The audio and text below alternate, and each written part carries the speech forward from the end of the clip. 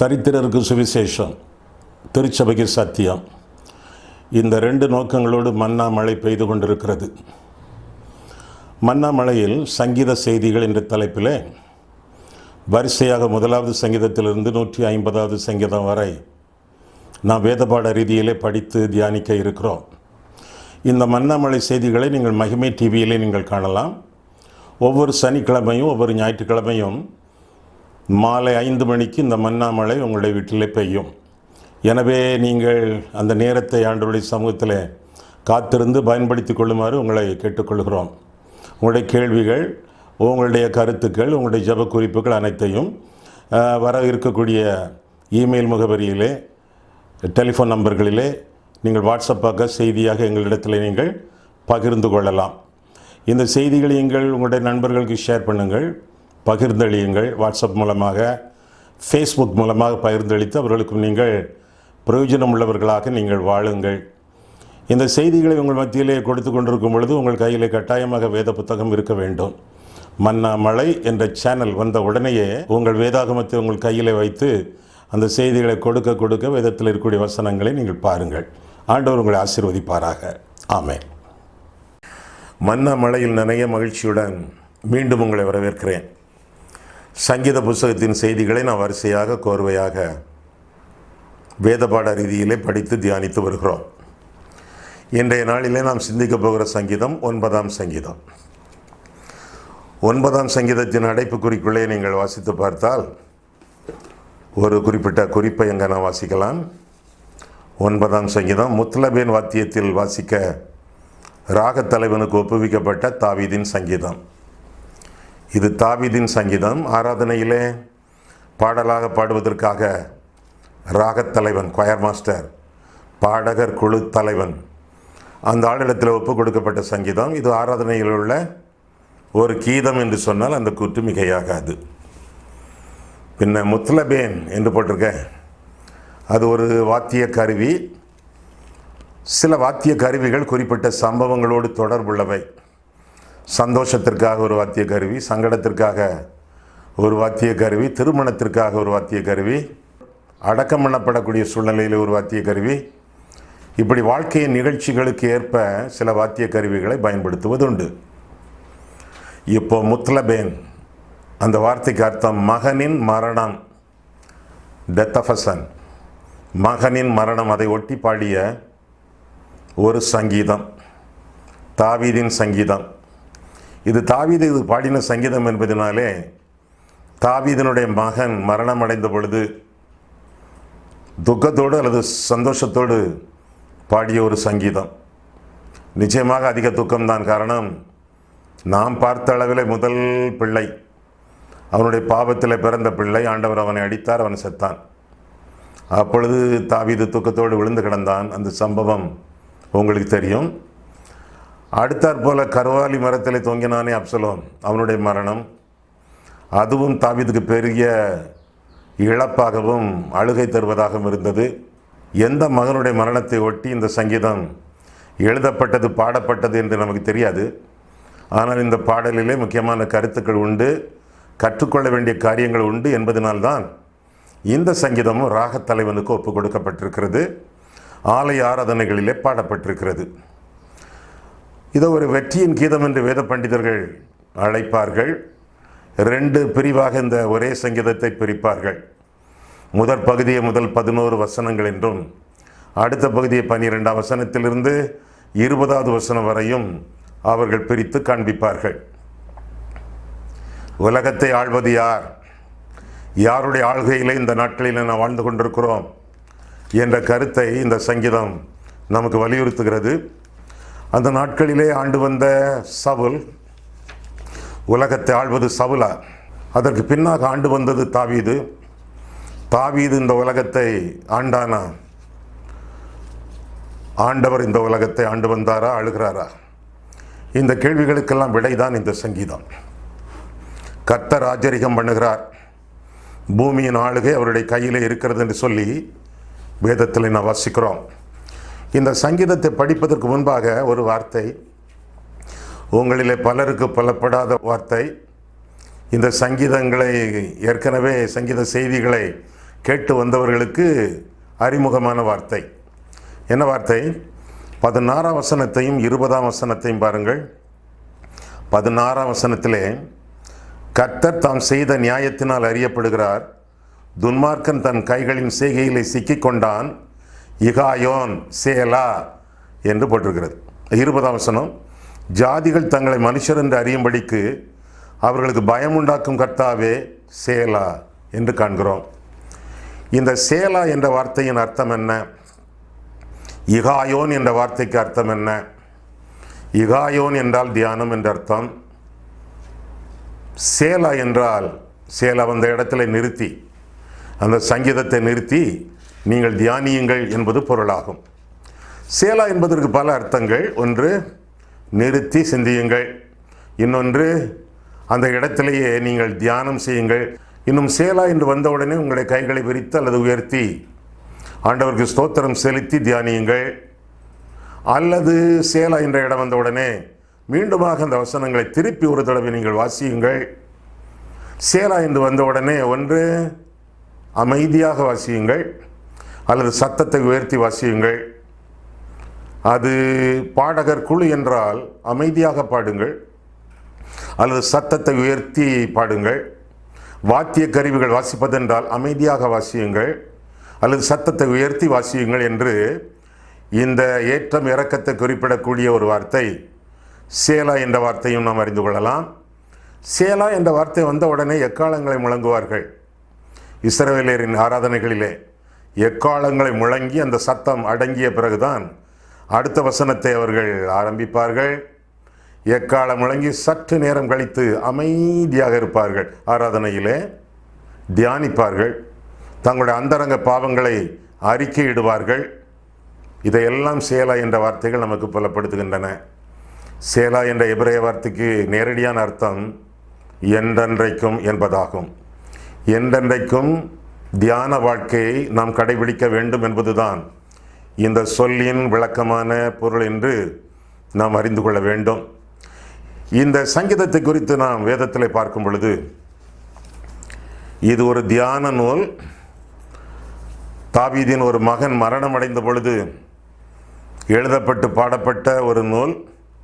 இந்த நூலிலே ஆரம்பத்திலே துதியை பார்க்கிறோம். முதல் 11 வசனங்களிலே தாவீது தேவனை துதிப்பதாக, துதிப்பதற்குரிய காரணங்களை சொல்வதாக வேதம் நமக்கு கற்றுக் கொடுக்கிறது. வேதத்தை எடுத்துக்கொண்டீர்களா? 9ஆம் சங்கீதம் கையில் வைத்துக் கொள்ளுங்கள். 9ஆம் சங்கீதம், கர்த்தாவே என் முழு இருதயத்தோடும் உம்மை துதிப்பேன். எதற்கெல்லாம் துதிப்பேன்? முதலாம் வசனங்களிலே உம்முடைய அதிசயங்களுக்காக, 2ஆம் வசனத்திலே உம்முடைய நாமத்தை முன்னிட்டு, 3ஆம் வசனத்திலே உம்முடைய சமூகத்துக்காக, பிரசன்னத்துக்காக, 4ஆம் வசனத்திலே நீர் என்னுடைய வழக்கையெல்லாம் தீர்த்து வைப்பதற்காக, அதே வசனத்திலே நீர் சிங்காசனத்தில் வீற்றிருந்து எல்லாவற்றையும் எல்லாரையும் என்னையும் ஆண்டு வழிநடத்துவதற்காக, பின்னாலே 6ஆம் வசனத்திலே நீர் துன்மார்க்கர்களை கடிந்து கொள்வதற்காக, 7ஆம் வசனத்திலே நீர் நியாய தீர்ப்பை ஆயத்தம் பண்ணி வைத்திருப்பதற்காக, 8ஆம் வசனத்திலே நீர் நீதி செலுத்துகிறவர் என்பதற்காக, 9ஆம் வசனத்திலே நீர் சிறுமைப்பட்ட எனக்கு அடைக்கலமாக ஆதாரமாக இருப்பதினாலே எனக்கு தஞ்சமானவர் என்பதினாலே, 10ஆம் வசனத்திலே நீர் கைவிடாத கர்த்தர் என்று காணப்படுவதனாலே, இப்படியாக அநேக காரியங்களுக்காக சங்கீதக்காரன் அவருடைய நற்கிரியைகளுக்காக, செயல்களுக்காக ஆண்டவரை துதிப்பதாக நாம் வேதத்தில் என்ன வாசிக்கிறோம். முதல் வசனத்தில் என்ன வாசித்தோம்? என் முழு இருதயத்தோடும். நமக்கு இருப்பதே ஒரே இருதயம். முழு இருதயத்தோடும் துதிப்பது என்றால் என்ன அர்த்தம்? இருதயம் என்பதிலே 3 விதமான அம்சங்கள்: உணர்ச்சி, புத்தி, சித்தம். இந்த 3ம் சேர்ந்தது இருதயம். நான் என் முழு இருதயத்தோடு நான் உம்மை துதிப்பேன் என்றால் என் முழு உணர்ச்சியும் காட்டி உணர்ச்சி பொங்க உம்மை துதிப்பேன். என்னுடைய புத்தியோடு ஆண்டவரை துதிப்பேன். அங்கங்கே பறக்க பார்க்காம, எதையோ நினைத்து கொண்டு சும்மா கிளிப்பிள்ளை மாதிரி துதிக்காம என்னுடைய அறிவு புத்தி எல்லாத்தையும் சேர்த்து நான் ஜாக்கிரதையாக தெளிந்த புத்தியோடு உம்மை துதிப்பேன். மூன்றாவதாக என்னுடைய சித்தத்தை எல்லாம் உம்முடைய சித்தத்திற்கு ஒப்பு கொடுத்து உம்முடைய சித்தத்தின் அடிப்படையிலே நான் துதிப்பேன். ஆண்டோடைய சித்தத்தின் அடிப்படையிலே என்றால் என்ன அர்த்தம்? ஆண்டோடைய வார்த்தையின் அடிப்படையிலே. The word of God is the will of God. கர்த்தருடைய வசனம், கர்த்தருடைய சித்தம். ஆண்டோடைய வசனத்தின் அடிப்படையிலே உம்மை துதிப்பேன். ஆக என்னுடைய உணர்ச்சியோடு, என்னுடைய புத்தியோடு, என்னுடைய சித்தத்தோடு உம்மை துதிப்பேன். அதுதான் என் முழு இருதயத்தோடும் உம்மை துதிப்பேன் என்பதாகும். இப்படியெல்லாம் துதிக்கும் பொழுது என்னென்ன விதத்திலே ஆண்டவரை துதிப்பேன் என்று இந்த சங்கீதக்காரன் சொல்லும் பொழுது, ஆண்டவரே என்னுடைய வாழ்க்கையில மனம் திரும்பி உமக்கு நேராக என்னுடைய ஜீவியத்தை ஒருமுகப்படுத்துவேன் என்று சொல்லி அர்த்தமாகும். இரண்டாவதாக உம்மை தேடி உம்முடைய பிரசன்னத்தை நாடி நான் துதிப்பேன் என்பது அர்த்தமாகும். மூன்றாவதாக ஆண்டவரே உமக்கு கீழ்ப்படிந்து உம்மை துதிப்பேன் என்று அர்த்தமாகும். தேவனிடத்தில் திரும்பி அவருடைய திருமுகத்தை தேடி அவருக்கு கீழ்ப்படிந்து அவரை துதிப்பது உண்மையான துதியாகும். உணர்ச்சியோடு புத்தியோடு தேவ சித்தத்திற்கு நம்முடைய சித்தத்தை ஒப்பு கொடுத்து துதிக்க வேண்டியது நம்முடைய கடமையாகும். ஏன் துதிக்க வேண்டும்? மீண்டுமாக அவர் நம்மை காக்கக்கூடியவர், அவர் நம்மை ரட்சிக்கக்கூடியவர், அவர் நமக்கு பாதுகாப்பு அளிக்கக்கூடியவர், அவர் நமக்கு பலனாய் இருக்கக்கூடியவர், நம்மை ஒவ்வொரு நாளும் சந்தித்து நம்மை பராமரிக்கிறவர். இப்படி பற்பல காரணங்களுக்காக ஆண்டவரை துதிக்கிறோம் என்று சொல்லி வேதம் நமக்கு தெளிவாக கற்றுக் கொடுக்கிறது. முக்கியமாக ஆண்டவருடைய உண்மைத்தன்மைக்காக. We praise God for His faithfulness. ஆண்டவருடைய உண்மைத்தன்மைக்காக, நம்பத்தக்க தன்மைக்காக ஆண்டவரை நாம் துதிக்கிறோம். 9ஆம் வசனத்திலே ஆண்டவர் நமக்கு அடைக்கலம் தருகிறார். அடைக்கலம் தெய்வம், உன்னதமானவருடைய மறைவு, சர்வ வல்லவருடைய நிழல். அவர் நம்முடைய அடைக்கலம். எந்த நிலைமையிலும், எந்த நாளிலும், எந்த சூழ்நிலையிலும் தெய்வம் நமக்கு அடைக்கலமானவர். என்னிடத்தில் வருகிறவனை நான் புறம்பே தள்ளுவதில்லை. கர்த்தரை நம்புகிறவன் செழிப்பான், அவரை அண்டிக் கொள்ளுகிறவர்கள் பாக்கியவான்கள். அடைக்கலப்பட்டனமாகிய ஆண்டவராகிய தெய்வம் நமக்கு அடைக்கலம் தருகிறார். இரண்டாவதாக 10ஆம் வசனத்திலே ஆதரவு அளிக்கிறார். இந்த உலகத்தில் எனக்கு ஒரு ஆதரவும் இல்லை ஐயா என்று சொல்லவே முடியாது. ஆதரவளிக்கக்கூடிய ஆண்டவர். 1 கொரிந்தியர் 10ஆம் அதிகாரம் 13ஆம் வசனத்தில் நான் வாசிக்கிறோம், மனுஷருக்கு நேரிடுகிற சோதனையை அல்லாமல் வேறே சோதனை உங்களுக்கு நேரிடவில்லை. தேவன் உண்மையுள்ளவராக இருக்கிறார். உங்கள் திராணிக்கு மிஞ்சி அவர் உங்களை சோதிக்கிறதற்கு இடம் கொடாமல் சோதனை தாங்கத்தக்கதாக தப்பித்துக் கொள்ளும்படியான போக்கையும் அவர் உங்களுக்கு தந்தருளுவார். எப்பேற்பட்ட ஆதரவு! 3 காரியங்கள். திராணிக்கு மிஞ்சிய சோதனை இல்லை.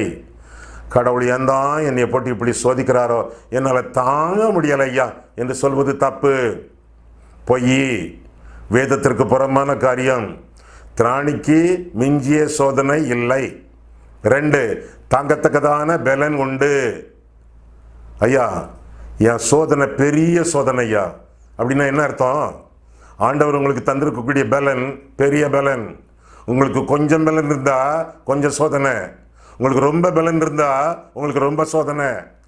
யாரெல்லாம் பெரிய சோதனைகளிலே பெரிய சிக்கல்களிலே மாட்டிக்கொண்டு இருக்கிறோம் என்று எண்ணுகிறீர்களோ, ஆண்டவர் உங்களுக்கு ஏற்கனவே பெரிய பலனை தந்தள்ளி இருக்கிறார். திராணிக்கு மிஞ்சிய சோதனை இல்லை, தாங்கத்தக்கதான பலன் உண்டு. தப்பித்துக் கொள்ளும்படியான போக்கையும் கர்த்தர் உங்களுக்கு கட்டளையிடுவார் என்று சொல்லி வேதம் நமக்கு கற்றுக் கொடுக்கிறது. ஆக ஆண்டவர் நமக்கு அடைக்கலம், ஆண்டவர் நம்முடைய ஆதரவு, ஆண்டவர் நம்முடைய ஆனந்தம் என்று சொல்லி 13ஆம் வசனத்தில் நாம் பார்க்கிறோம். எப்பொழுதும் சந்தோஷமாயிருங்கள், சந்தோஷமாயிருங்கள் என்று மறுபடியும் உங்களுக்கு சொல்லுகிறேன் என்று சொல்லி ஜெயிலிலே கிடந்த, சிறைச்சாலையிலே கிடந்த பவுல் சொல்லுகிறானே, பிலிப்பியர் 4ஆம் அதிகாரம் 4ஆம் வசனத்திலே, சிறைச்சாலையில் இருக்கக்கூடிய ஒரு மனுஷன் ஏறக்குறைய 35 தடவை சந்தோஷம், மகிழ்ச்சி என்ற வார்த்தையை பயன்படுத்துவதாக பிலிப்பியர் நிருபத்திலே நாம் காண்கிறோம். எப்பொழுதும் சந்தோஷமாக இருங்கள் என்பது ஆலோசனை அல்ல, ஆணை, கர்த்தருடைய கட்டளை. நன்மையிலே நன்றி செலுத்தி, துன்பத்திலே துதி செலுத்தி எப்பொழுதும் சந்தோஷமாக வாழ வேண்டியது நம்முடைய கடமை என்று சொல்லி வேதத்திலே வாசிக்கிறோம். ஆக முதலாவதாக இந்த சங்கீதம் காட்டக்கூடிய காரியம் துதி, ஆண்டவரை துதிக்கக்கூடிய துதியின் வாழ்க்கை என்று சொல்லி முதல் 13 வசனங்களிலே பார்க்கிறோம். இரண்டாவதாக நாம் பார்க்கக்கூடியது 12ஆம் வசனம் முதல் 17ஆம் வசனம் வரை பார்க்கும் பொழுது சதி. முதலாவதாக நாம் துதிக்கக்கூடிய துதி, இரண்டாவதாக துன்மார்க்கர்கள் நமக்கு விரோதமாக செய்யக்கூடிய சதி. 12ஆம் வசனம் முதல் இரத்த பழிகளை குறித்து அவர் விசாரணை செய்யும் போது அவர்களை நினைக்கிறார். சிறுமைப்பட்டவர்களுடைய கூப்பிடுதலை மறவார். மரண வாசல்களில் இருந்து என்னை தூக்கி விடுகிற கர்த்தாவே, நான் உம்முடைய துதிகளை எல்லாம் சீமோன் குமாரத்தியின் வாசல்களில் விவரித்து உம்முடைய ரட்சிப்பினால் கலிகூறும்படிக்கு தேவரீர் எனக்கு இறங்கி என்னை பகைக்கிறவர்களால் எனக்கு வரும் துன்பத்தை நோக்கி பாரும். ஜாதிகள் தாங்கள் வெட்டின குழியில் தாங்களே விழுந்தார்கள். அவர்கள் மறைவாய் வைத்த வலையில் அவர்களுடைய காலே அகப்பட்டு கொண்டது. கர்த்தர் தாம் செய்த நியாயத்தினால் அறியப்படுகிறார். துன்மார்க்கன் தன் கைகளின் செய்கையிலே சிக்கிக் கொண்டான். இகாயோன் சேலா. அமைதியாக இருந்து, சற்று நேரம் அமைதியாக தரித்திருந்து ஆழமாக இந்த வசனங்களை தியானியுங்கள் என்பதுதான் இகாயோன் என்ற வார்த்தைக்கும் சேலா என்ற வார்த்தைக்கும் பொருளாகும். சதி செய்யக்கூடிய மனிதர்கள், கொலைகாரர்கள், கொலை செய்யவும் அஞ்சாதவர்கள், இரத்த பழிகளுக்கு ஆண்டவர் நீங்களாக்கி விடுகிறவர் என்று சொல்லி வேதம் சொல்கிறது. இரத்த பழினா என்னது? மற்றவர்களை கொலை செய்வது இரத்த பழி, தற்கொலை செய்து கொள்வது இரத்த பழி, கருச்சிதைவு செய்வது இரத்த பழி. ஒரு வயிற்றிலே கரு உருவாகும் பொழுது தேவனுடைய சாயல் உருவாகிறது, கர்த்தருடைய ஜீவன் உண்டாகிறது, அந்த பிள்ளை குறித்த தெய்வத்தின் திட்டம் உருவாகிறது. கருச்சிதைவு செய்யும் பொழுது தேவனுடைய சாயலையும் ஜீவனையும் சித்தத்தையும் அழித்தே போடுகிறோம். எவ்வளவு பெரிய பாவம்! இரத்த பழிகளுக்கு நீங்களாக்கி ஆண்டவர் ரட்சிக்கக்கூடியவர். அது மட்டுமல்ல, அடுத்தவர்களை பகைப்பது, பிறனை பகைக்கிறவன் மனுஷ கொலைபாதகன் என்று சொல்லி வேதத்தில் வாசிக்கிறோம். கோபப்படுகிறது கொலைபாதகத்திற்கு நிகரானது என்று சொல்லி வேதத்தில் வாசிக்கிறோம். ஆக இந்த விதமான இரத்த பழிகள் நம்முடைய வாழ்க்கையிலே நிகழாமல் இவற்றுக்கெல்லாம் நம்மை நீங்களாக்கி ஆண்டவர் ரட்சிக்கக்கூடியவர். இந்த சதி திட்டங்களுக்கு ஆண்டவர் நம்மை நீக்குகிறவர். இந்த சதிகாரர்களை ஆண்டவர் நம்மை விட்டு நீக்கி ஒருவேளை ஆண்டவர் அவர்களை அழித்து போடுகிறவர் என்று சொல்லியும் வேதத்தில் வாசிக்கிறோம். நம்முடைய வாழ்க்கையிலே நம்முடைய நோக்கங்களும் நம்முடைய திட்டங்களும் தேவனுடைய சித்தத்திற்கு ஒத்தவையாக இருந்தால் நம்ம யாரும் அசைக்க முடியாது. ஏனென்றால் கர்த்தர் நம் பட்சத்தில் இருக்கிறார். நம்முடைய நோக்கங்கள், நம்முடைய வாழ்க்கையின் திட்டங்கள் எல்லாம் கர்த்தருடைய சித்தத்திற்கு ஏற்றவையாக இருக்க வேண்டும். கர்த்தருடைய சித்தத்திற்கு இலக்காக இருக்க வேண்டும். கர்த்தருடைய சித்தத்தை அடிப்படையாக கொண்டதாக இருக்க வேண்டும். கர்த்தருடைய சித்தம்னா கர்த்தருடைய வசனம். ஆண்டவருடைய வசனத்திற்கு ஏற்றவாறு அமையும் பொழுது அசைக்கப்படாத ஒரு வாழ்க்கை வாழ்வோம், ஆனந்தமான ஒரு வாழ்க்கை வாழ்வோம். ஆண்டவருடைய இருதயத்திற்கும் ஆனந்தத்தை கொண்டு வருவோம். இரத்த பழிகளுக்கு ஆண்டவர் நீங்களாக்குகிறார். துன்மார்க்கர்களை விசாரணை செய்கிறார். நம்மை அன்புடன் விசாரிக்கிறார். அந்த சதிகாரர்களுக்கு வீழ்ச்சியை கொடுக்கிறார் என்று சொல்லி வேதத்தில் வாசிக்கிறோம். அவர்கள் வெட்டின குழியிலே அவர்கள் விழுகிறார்கள். அவர்களுக்கு முன்பாக கடவுளுடைய வலை விரிக்கப்பட்டிருக்கிறது. எப்பொழுது சிக்குவார்கள் என்று சொல்ல முடியாது.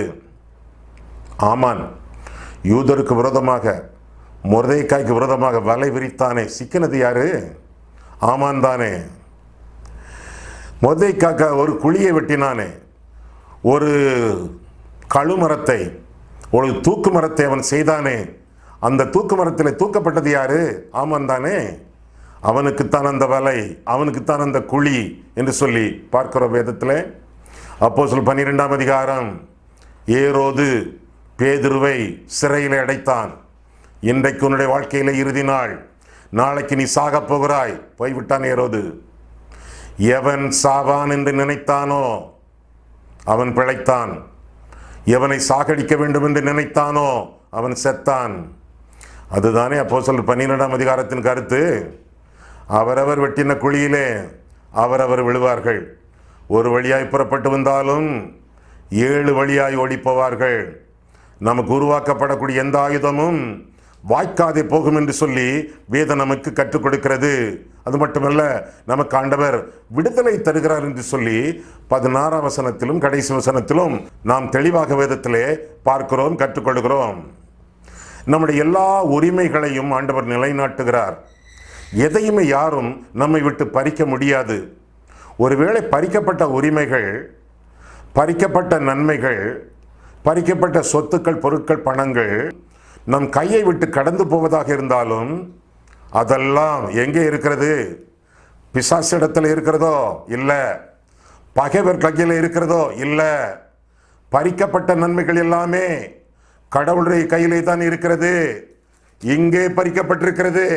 எங்கே விழுந்தது? எங்கே கிடக்கிறது? கர்த்தருடைய கையிலே தான் இருக்கிறது. ஒரு இடத்திலிருந்து எழும்பி இன்னொரு இடத்திலே அது வைக்கப்பட்டிருக்கிறது. இங்கே பறித்தாலும் அது கர்த்தருடைய கையிலே இன்னொரு இடத்திலே தான் இருக்கிறது என்பதை மறந்து விடாதீர்கள். ஆக முற்றுமுடிய எதையும் எவரும் நம்மிடமிருந்து பறித்துக் கொள்ள முடியாது. ஒரு இடத்துல எடுக்கப்பட்டது இன்னொரு இடத்துல கர்த்தருடைய கரங்களுக்குள்ள தான் விழுந்து கிடக்கும். தாவீது எல்லாவற்றையும் திருப்பி கொண்டான் என்று வேதத்தில் வாசிக்கிறோமே. ஒன்று, நாம் இழந்ததை மீண்டும் பெறுவோம், அல்லது இழந்ததற்கு நிகராக இரட்டிப்பாக பெறுவோம். இது வேதம். சந்தோஷமாக இருக்கிறதா? இது ஜோசியம் அல்ல. இது கர்த்தருடைய வசனத்தின் அடிப்படையிலே சொல்லப்படக்கூடிய தீர்க்க தரிசனம். நீங்கள் இழந்த காரியங்கள் ஆண்டவருடைய கையிலே தான் இருக்கிறது. திரும்பவும் ஒன்று பெற்றுக்கொள்வீர்கள், அல்லது இரட்டிப்பாக பெற்றுக்கொள்வீர்கள். இது ஆண்டவர் நமக்கு கொடுக்கக்கூடிய விசுவாசத்தின் விளக்கமாக இருக்கிறது. ஆக இந்த உலகத்தில் மிகவும் பாதுகாப்பான இடம் ஆண்டவருடைய நாமம், ஆண்டவருடைய கரங்கள், ஆண்டவருடைய சித்தம், ஆண்டவருடைய சமூகம். இவற்றை விட்டுவிடக்கூடாது. எவற்றை விட்டுவிடக்கூடாது? ஆண்டவருடைய நாமம், ஆண்டவருடைய பிரசன்னம், ஆண்டவருடைய சித்தம். ஆண்டவருடைய பிரசன்னத்தின் வாழ்க்கை தான் இந்த உலகத்தில் நமக்கு கிடைக்கப்பெறக்கூடிய முக்கியமான பாதுகாப்பான ஒரு வாழ்க்கை. ஆக முதலாவதாக நாம் பார்த்த வார்த்தை துதி, இரண்டாவதாக நாம் பார்த்த வார்த்தை சதி, மூன்றாவதாக நாம் பார்க்க போகிற வார்த்தை நீதி. ஆண்டவர் நீதி செய்யக்கூடிய நீதிபரர், நியாயாதிபதி, நீதிபதி. நீதியைத்தான் இந்த உலகத்தில் அருளி செய்வார் என்று சொல்லி 16 முதல் 20 வரை வாசிக்கிறோம். கர்த்தர் தாம் செய்த நியாயத்தினால் அறியப்படுகிறார். துன்மார்க்கன் தன் கைகளின் செய்கையிலே சிக்கிக் கொண்டான். துன்மார்க்கரும் தேவனை மறக்கிற எல்லா ஜாதிகளும் நரகத்திலே தள்ளப்படுவார்கள். எளியவன் என்றைக்கும் மறக்கப்படுவதில்லை. சிறுமைப்பட்டவர்களுடைய நம்பிக்கை ஒருபோதும் கெட்டுப்போவதில்லை. எழுந்தருளும் கர்த்தாவே, மனுஷன் பலன் கொள்ளாதபடி செய்யும். ஜாதிகள் உம்முடைய சமூகத்தில் நியாயந்தீர்க்கப்பட கடவர்கள். ஜாதிகள் தங்களை மனுஷர் என்று அறியும்படிக்கு அவர்களுக்கு பயம் உண்டாக்கும் கர்த்தாவே. சேலா. சிந்தியுங்கள், தியானியுங்கள். ஆண்டவர் எப்படிப்பட்ட நீதிகளை எல்லாம் வழங்குகிறார் பாருங்கள். மரண வாசலிலிருந்து துதியின் வாசலுக்கு ஆண்டவர் அழைத்து செல்லக்கூடியவர் என்று நாம் இந்த பகுதியில் நான் வாசிக்கிறோம். இருளிலிருந்து ஆண்டவர் வெளிச்சத்துக்கு கொண்டு போகிறார். அந்தகார இருளிலிருந்து ஆச்சரியமான ஒளியினிடத்திற்கு ஆண்டவர் வழி நடத்துகிறார். கையும் மெய்யுமாக பிடிக்கப்பட்ட ஸ்திரீ கர்த்தர் காப்பாற்றினார். இனி அவள் என்ன செய்வாள்? ஆண்டவர் சொன்னார், நான் உலகத்திற்கு வெளிச்சமாக இருக்கிறேன், என் வெளிச்சத்தில் நட. ஆண்டவர் நீதிபரர், நம்மை வெளிச்சத்திலே நடத்துகிறவர்.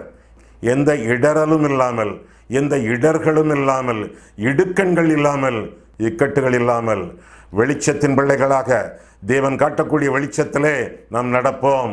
அப்படி நடக்கும் பொழுது நம்முடைய பிரச்சனைகள் எல்லாம் துதிகளாக மாறும் என்று சொல்லி வேதத்திலே வாசிக்கிறோம். சிறைச்சாலையிலே கழுமரத்திலே கட்டப்பட்ட பவுலும் சீலாவும், ஐயோ இப்படி கட்டி போட்டுட்டாங்களே, இனி ரொம்ப தண்டிப்பாங்களோ அல்லது கொலை செய்து விடுவார்களோ, அப்படியெல்லாம் நினைக்கவே இல்லையே. கட்டப்பட்ட சூழ்நிலையிலும் துன்புறும் சூழ்நிலையிலும் கர்த்தரை நோக்கி ஜெபித்து துதியின் பாடல்களை பாடினார்கள் என்று சொல்லி அப்போஸ்தலர் 16ஆம் அதிகாரத்திலே நாம் பார்க்கிறோம். ஆக துதிக்க பிறந்த நாம், துதிக்க கடமைப்பட்ட நாம், எந்த சதிகள் நமக்கு முன்பாக இருந்தாலும் தொடர்ந்து ஆண்டவர் நீதிபரர், அவருடைய நீதியை குறித்து துதித்து கொண்டே இருக்க வேண்டியது நம்முடைய கடமை. நீர் நினைத்த எந்த ஒரு காரியமும் தடைபடாது என்று அறிந்திருக்கிறேன் என்று யோபு சொல்கிறான். ஆக ஆண்டவர் நம் நிமித்தமாக நினைத்த எல்லா காரியங்களையும் மறந்து விடாமல் ஏற்ற காரியத்திலே ஏற்ற காலத்திலே எல்லாவற்றையும் ஆண்டவர் வாய்க்கச் செய்வார் என்று சொல்லி எரேமியா 29ஆம் அதிகாரம் 11ஆம் வசனத்தில் நான் பார்க்கிறோம். ஆண்டவர் நம்மை குறித்த காரியங்கள் எல்லாம் நிறைவேறும் அளவும் நாம் மறிக்க மாட்டோம். இந்த உலகத்தை விட்டு கடந்து போக மாட்டோம். ஆண்டவர் நம்மை குறித்து நியமித்த காரியங்கள் ஒவ்வொன்றாக செய்து முடியும் வரை இந்த உலகத்திலே உயிர் வாழ்வோம். உன்னத வாழ்க்கையை உள்ளத்திலே தரித்து கொண்டு இந்த உலகத்திலே நாம் ஜீவிப்போம். ஏன்? கர்த்தர் நியாயாதிபதி. நமக்காக நித்திய இரக்கத்தோடு நம்மோடு அவர் இணைந்து வாழக்கூடிய தெய்வம். யாராவது உங்களை துன்பப்படுத்தி கொண்டிருக்கிறார்களா? யாருக்காவது யார் மூலமாவது உங்களுக்கு பிரச்சனை வந்து கொண்டிருக்கிறதா? தீர்க்க முடியாத பிரச்சனை என்று சொல்லி துவண்டு கொண்டிருக்கிறீர்களா? அப்படி என்றால் அந்த ஆளையும் அல்லது அந்த ஆட்களையும் அந்த பிரச்சனைகளையும் ஆண்டவருடைய கரங்களிலே ஒப்புக்கொடுங்கள். ஆண்டவர் தம்முடைய கரத்தின் கிரியைகளிலே வல்லவர். ஆண்டவரை நம்பி, நீதி தரும் தேவனை நம்பி அவருடைய கரங்களிலே ஒப்புக்கொடுங்கள். அது மட்டுமல்ல, அந்த ஆள் அல்லது அந்த பிரச்சனை அதை ஜெபத்திலே மூழ்க வையுங்கள். ரஸ்கு அதை மூழ்க வைத்தால் அது மிருதுவாக மாறுமே, அதே போல பிரச்சனைகளை ஜெபத்திலே மூழ்கடியுங்கள். ஆண்டவர் பிரச்சனைகளை நீக்குவார் அல்லது மாற்றுவார் அல்லது மிருதுவாக்குவார். ஒருவேளை சண்டைக்காரர்களை கூட நம்மோடு சந்தோஷமாக ஒப்புரவாக்குவார். இதெல்லாம் ஆண்டவர் செய்யக்கூடிய நீதியான நன்மையான காரியங்கள். கண்களை மூடுவோம், கர்த்தரை பார்ப்போம். அன்புள்ள ஆண்டவரே, உம்முடைய வசனங்களை ஆராயவும், எங்கள் வாழ்க்கையை ஆராயவும் உம்முடைய சந்நிதியில் எங்களை வழிநடத்தீர். கர்த்தாவே, நீர் துதிகளின் மத்தியிலே வாசம் பண்ணக்கூடிய தெய்வம். எங்களுக்கு விரோதமாக எந்த சதித்திட்டங்கள் வந்தாலும் அவற்றை எல்லாம் நீதிபரராக இருக்கக்கூடிய நீர் முறியடித்து எங்களை விசாலமான இடத்திலே வைத்து விசுவாசத்திலே எங்களை காத்துக்கொள்வீர். அதற்காக உமக்கு நன்றி செலுத்துகிறோம். இப்பொழுதும் ஆண்டவரே, எங்களை சுற்றியோ சூழ்ந்தோ அல்லது தூரத்திலோ இருக்கக்கூடிய தப்பான மனிதர்கள் அல்லது தவறான பிரச்சனைகள் இவற்றையெல்லாம் உம்முடைய சமூகத்தில் ஒப்புக் கொடுக்கிறோம். உம்முடைய கரங்களிலே விட்டு விடுகிறோம். ஆண்டவரே, எங்கள் பொறுப்பிலே எங்கள் சார்பாக இந்த காரியங்களை நீர் செய்து எங்களுக்கு வேண்டிய விடுதலைகளையும் விடைகளையும் விமோசனங்களையும் நீர் எங்களுக்கு தந்து தொடர்ந்து துதியின் வாழ்க்கையை நாங்கள் ஆசரித்து முன்னேறி செல்ல ஆவன செய்யும். இயேசு கிறிஸ்துவின் நாமத்தில் ஜெபிக்கிறோம் பிதாவே. ஆமென்.